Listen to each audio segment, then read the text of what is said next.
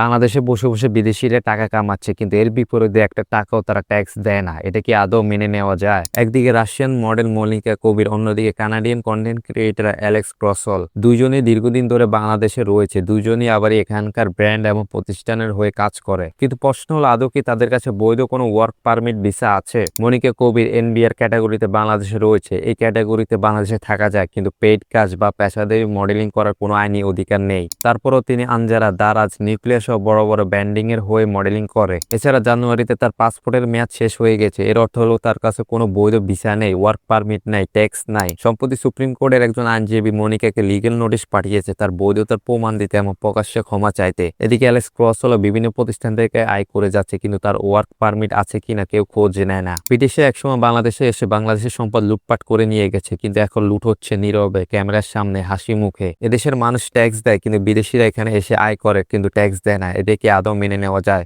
এক্ষেত্রে সরকারের পদক্ষেপ নেওয়া দরকার। আপনারা কি মনে করেন? কমেন্ট করে জানান। ভিডিও ভালো লাগলে লাইক এন্ড ফলো করবেন। ধন্যবাদ।